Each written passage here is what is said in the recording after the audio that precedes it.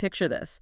You're at the quarterly partner meeting. Oh, setting the scene. Yeah, you know the one. The mahogany table is polished, the coffee is fresh, and you are feeling a distinct, well-earned sense of accomplishment. Right, because you just wrapped up the segment on succession planning. Exactly. And honestly, you feel like you've completely nailed it. I mean, you have made succession a top strategic priority for your firm. You've carved out this hefty budget for it. You've updated the org charts. Yeah. And you've even got names like confidently penciled in next to the senior partners who are eyeing the exit in the next few years. Sounds perfect. It does. You're looking around the room, everyone is nodding, and you feel really good about the progress.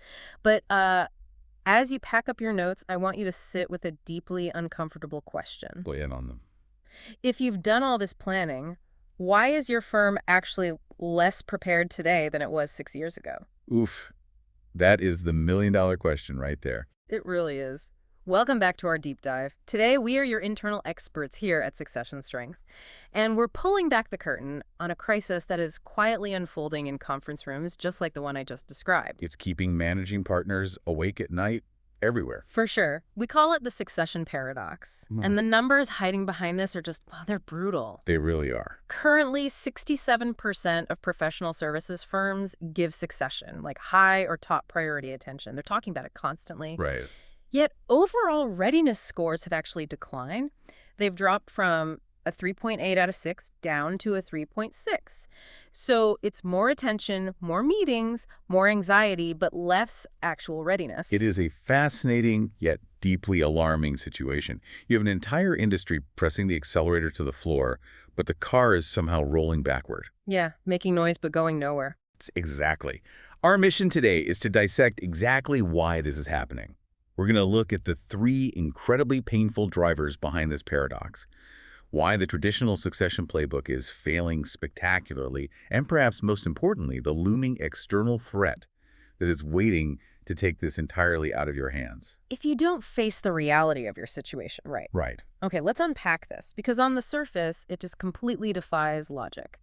How do you spend more time and money on something and get objectively worse at it? It's the illusion of progress. Yeah, let's talk about that gap between what firms intend to do and what they're actually capable of doing. Like, think about it like someone deciding they want to get in shape. Go the fitness analogy. Yeah, they go out, they buy a top-of-the-line treadmill, they buy all the expensive workout gear, they create this beautifully color-coded spreadsheet tracking their planned workouts. Hours watching fitness videos. Exactly. They feel incredibly productive. But they never actually lift a single weight or run a single mile. The planning feels like work, but the muscle isn't growing. The treadmill analogy is close, but I'd actually argue the reality in professional services is worse. Wait, where's how? It's like buying the treadmill, setting it up in your living room, and then hiring someone else to run on it for you while you expect to lose the weight. Oh, wow. Okay. Because firms are outsourcing the feeling of readiness to spreadsheets and consultants. They hold endless succession planning sessions. They bring in caterers, they use whiteboards, they update org charts. Assigning hypothetical roles to junior partners. Exactly. And at the end of the day, everyone pats each other on the back because they checked the succession planning box. But none of that activity builds actual successor capability in the individuals who have to take over. Right. You can have the most beautiful succession spreadsheet in the world. But if the person you've named as the successor doesn't actually have the capability to step into those shoes, your plan is just fiction. It's just names on a page. Just names. I was sitting in a room with a managing partner just last month. Statistically, 44% of her peers say talent is their biggest risk. Right. But when I asked her to point out her successor on her beautifully color-coded organizational chart, she had to admit that the individual had quit 3 weeks ago. Oh, man. Yep. Because they felt completely unsupported and overwhelmed. The data isn't just numbers on a page, it's empty chairs in partner meetings. And that empty chair is the perfect representation of why this paradox exists. If the planning isn't working, it's because there simply aren't enough truly ready people to plug into those carefully drawn plans. Absolutely. Let's look at the sheer scale of this talent pipeline crisis, because the numbers here are staggering. They really are. When we evaluate the primary risks cited by firms, the talent pipeline has skyrocketed to the top of the list. Back in 2019, 25% of firms cited their talent pipeline as their biggest succession risk. 25%, okay. Today, That number has jumped to 44%, Wow, so almost doubled. nearly doubled in just a few years. It is by far the #1 risk, dwarfing almost any other concern a managing partner has today. And what blows my mind is the perspective of the people actually in that pipeline. Like the ones who are supposedly next in line, they know they aren't ready. No, they don't feel ready at all. The data shows that only 50% of next generation leaders actually feel adequately trained for the roles they're supposed to inherit. Half of your bench feels completely unequipped to take over. Because you have to understand the brutal math of professional services. You don't just decide someone is a partner on a Tuesday and have them ready by Friday. Right, it's a process. The industry standard is 7 to 10 years. 7 to 10 years from the moment you identify a high-potential individual to the moment they are truly partner-ready. Okay, let me challenge that 7 to 10 year timeline for a second. Go ahead. Because we live in a wildly fast-paced corporate world right now. Silicon Valley startups mint CEOs in 3 years. Tech founders take massive companies public in 5. Sure. Why on earth does a professional services firm need a decade to make someone partner ready? Isn't that just, institutional bloat? It's a fair pushback. But you have to look at what is actually being sold here. A startup CEO is scaling a product or a platform. A professional services partner is scaling trust, judgment, and high-stakes risk mitigation. Okay. You cannot hack a decade of lived experience. It takes years to see different market cycles, to navigate complex regulatory shifts, to learn how to manage volatile clients when hundreds of millions of dollars are on the line. That makes sense. Judgment in professional services isn't a software update you can download. It is forged over time. So let's do the math. Okay. Firms that are desperately looking for qualified, partner-ready candidates to plug into these immediate succession gaps they needed to start deliberately building and developing those individuals between 2015 and 2018. Oh, wow. So this is entirely a time machine problem. Exactly. It is a profound time deficit. They didn't start the hard, expensive work of development back in 2015 We're not. because the economy was booming. They were focused entirely on immediate revenue and maximizing profits. They prioritized utilization rates over development. Just cashing the checks. Exactly. So now they're scrambling in a complete panic. They are looking around the firm today, wondering where all the leaders are, entirely forgetting that they failed to plant the seeds a decade ago. That's rough. It is not a talent shortage problem. It is not about a lack of smart people in the industry. It is a profound, systemic talent development failure. And because they missed that 10-year window, they're facing absolute chaos. You cannot condense 10 years of business acumen into a 6-month crash course. No, you really can't. And the chaos is never more terrifying than when we start talking about the client. Oh, the client. Right. Because even if you somehow miraculously find a warm body in your pipeline to promote, handing over the actual business to them is a completely different nightmare. It's the ultimate vulnerability for a firm. Because while firms have been standing still on development, the market has been sprinting forward. Client expectations have absolutely exploded since our 2019 baseline. The demands are wild now. I mean, clients are expecting entirely different service models. They are. 63% of clients now demand speed as a primary requirement, which is up from just 25% in 2019. Huge jump. 50% are demanding lower costs.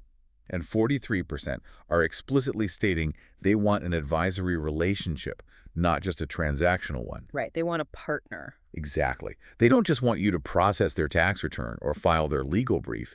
They want you to anticipate their business risks and guide their overarching strategy. But here is the most terrifying part about that dynamic. The firm is facing all these massive institutional-level corporate demands from clients, but the firm itself doesn't actually own the relationship. Which points to the fundamental flaw in how firms view their own stability. Yeah. Despite these huge corporate demands, 42% of client trust still resides exclusively with the individual partner. I mean, just let that sink in. Almost half of the trust keeping your biggest, most lucrative clients tied to your firm has nothing to do with your logo, your brilliant marketing, or your firm's 100-year history. It is tied entirely to a single human being. It's tied to Sarah or David or whoever the senior partner is who takes their frantic phone calls on Sunday mornings. Right. Firms are desperately trying to institutionalize these relationships to make the client loyal to the firm.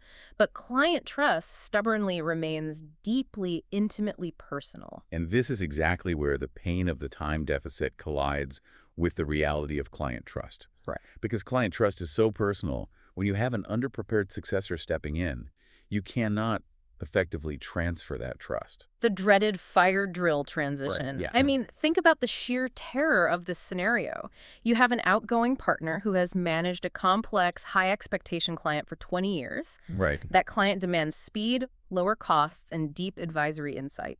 And suddenly, because the firm didn't plan ahead 10 years ago, the retiring partner tosses this massive, demanding client to a successor who hasn't been properly developed, hasn't built any personal equity with the client, and is completely overwhelmed. It's a disaster waiting to happen. Think about the sheer anxiety of being a managing partner, looking at your revenue projections and realizing that half of your firm's revenue is tied entirely to the personal charm and historical knowledge of 3 people who are retiring next year. It's a house of It is cards. a house of cards, and the clients see right through it. They aren't naive. They know when a transition is a chaotic sire drill versus when it is deliberate and seamless. Absolutely. When you combine exploding client expectations with deeply personal trust and an underprepared successor, you are creating the perfect conditions for your best clients to simply walk away. You aren't just risking a clumsy handover, you're risking massive revenue evaporation. Which is terrifying enough on its own, but it actually gets worse. It does. Because even if that unprepared successor manages to hold on to the client is suddenly asking them for entirely different things. The skills that made the retiring partner successful are no longer what the client is buying. Exactly. Clients aren't just demanding more from leaders today, they're demanding entirely different capabilities. This is perhaps the most hidden of all the drivers behind the succession paradox. The very definition of what makes a successful professional services leader has completely flipped. Right. When we look at the requirements for leadership today versus 2019, the data shows a total inversion. Technical excellence, which used to be the gold standard, the primary thing that got you promoted to partner, declined by 23 percentage points in importance. Wow. Let me repeat that. The importance of purely technical skills dropped significantly. Meanwhile, the requirement for people leadership jumped by 33 percentage points. So being the smartest person in the room on the technical details is no longer what moves the needle. It's not even close. The old school model of the transactional rainmaker, the partner who just brings in a massive book of business based purely on their technical reputation, that is being entirely replaced by the need for an advisory mindset. Makes sense. And on top of that, AI and digital fluency have suddenly appeared out of nowhere to become top 4 necessary skills for firm leaders. It's exactly like a modern football coach handing his rookies a playbook from 1990. Oh, great analogy. Right. You spend all your time running drills from 30 years ago. Your players might execute those old plays perfectly, but when they step onto the field on Sunday, they're going to get absolutely demolished because the entire game has fundamentally changed around them. The rules are different. Exactly. The speed is different. The strategy is different. And that is exactly the massive disconnect we are seeing on the ground. Firms are currently actively training their 2025 and 2026 leaders to solve 2019's challenges. They are preparing their people for a battlefield that simply no longer exists. But let me ask you this, because I know some highly technical partners are listening right now and feeling a bit, defensive about their life's work. Sure. Is technical excellence really mattering less, or has it just become the bare minimum table stakes? Meaning everyone assumes you have the technical chops, so all the real competitive advantage, all the differentiation is now found in emotional intelligence, advisory skills, and digital fluency. You've hit on the exact mechanism driving this shift. Why did technical excellence drop 23 points? Because automation, advanced software, and AI have commoditized baseline technical tasks. Right, the machines can do it. Exactly. A flawless tax return, an error-free legal brief, a perfectly balanced audit. These used to be premium products that took teams of junior associates hundreds of hours to generate. Now, technology guarantees a baseline of perfection in a fraction of the time. Incredible. Technical excellence is assumed. It no longer differentiates you. If a client is hiring your firm, they assume you know how to do the math, write the code, or file the brief. Yeah. What they are paying a premium for, what they will say loyal to a partner for, is the strategic interpretation of that data. It is the ability to lead people, navigate complex business problems, and leverage technology like AI to give them a competitive edge. If your successors are only trained to be technical experts, they're obsolete the moment they make partner. That is a chilling thought. You're not just failing to train them, you are actively breeding obsolescence. Precisely. So let's look at the board. We have an empty, underdeveloped talent pipeline because firms chased revenue a decade ago instead of building muscle. Check. We have highly vulnerable client trust that is tied entirely to retiring individuals, creating massive revenue risk. Check. And we have successors who are being actively trained with obsolete skill sets for a market that no longer exists. A perfect storm. Exactly. When you put all three of these drivers together, it creates a perfect storm of pain and vulnerability. But there's a lightning strike hovering inside that storm. Because if a firm fails to solve this succession paradox on their own, the market is perfectly happy to solve it for them. Yes, it is. Let's talk about private equity. The landscape of professional services is undergoing a massive financial shift. Private equity interest in this space is accelerating at a breathtaking pace, and it is completely altering the timeline for succession. How so? Well, our data shows that 50% of firms are now reconsidering their succession timelines, specifically because of private equity interest. Half the firms out there are looking over their shoulders. But, I mean, private equity isn't just buying firms, are they? Private equity is buying the succession problem you failed to fix, and they are funding it with your lost equity. That is the ultimate realization that managing partners need to arrive at. PE firms are incredibly adept at spotting vulnerability. Their entire business model is built on identifying distress, inefficiency, and risk, and pricing it accordingly. Right. And the succession paradox is essentially a massive neon vulnerability flag waving over your firm. Just flashing by me. Exactly. The ultimate urgent strategic question facing firm leaders today is this: can you build leadership capacity fast enough to execute an internal succession, or will your talent shortage force you into an external sale? So what does this all mean for the listener right now? It means your options are on a ticking clock and the alarm is about to go off. Firms that face the reality of their pipeline, acknowledge their client vulnerability, and accurately assess their skills matrices, they get to keep their options. They stay in control. They maintain their autonomy. They can choose to stay independent. They can choose to merge on their own terms, or they can choose to sell from a position of profound strength, commanding a premium valuation. But firms that ignore this paradox, Firms that just keep updating those hypothetical org charts, buying the treadmill but never running on it, they will have their decisions made for them by outside capital. wow. When the senior partners inevitably have to retire, and there is no one capable of taking the helm, selling to private equity won't be a strategic choice. It will be a rescue mission.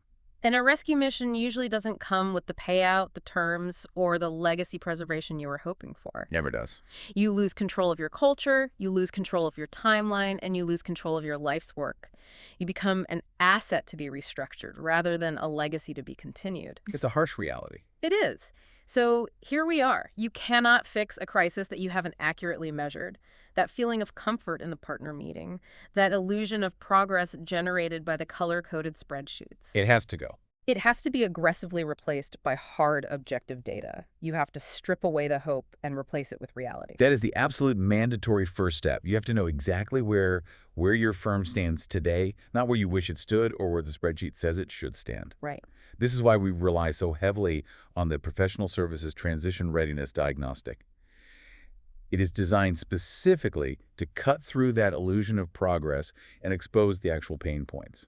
And the beauty of the diagnostic is that it doesn't take months of agonizing committee meetings or thousands of dollars in consulting fees to get a baseline. No, it takes just 15 minutes. That's nothing. It comprehensively evaluates your firm across these exact vulnerabilities. It measures your actual bench strength against the required industry standard timelines. Okay. It calculates your true client vulnerability based on where trust actually resides, not where you hope it resides.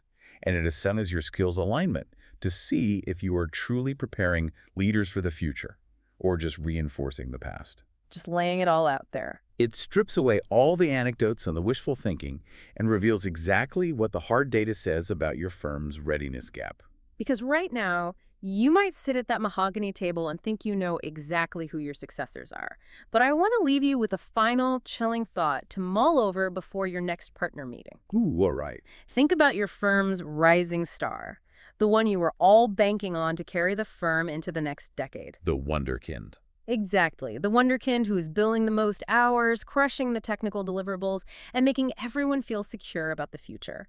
What if the rising star partner you think is your safest bet for succession is actually your biggest liability because they are perfectly trained to lead a version of your firm that won't exist in 5 years? That is something to think about. Visit successionstrength.com or email info@successionstrength.com to measure your firm's readiness gap and make sure you follow the podcast.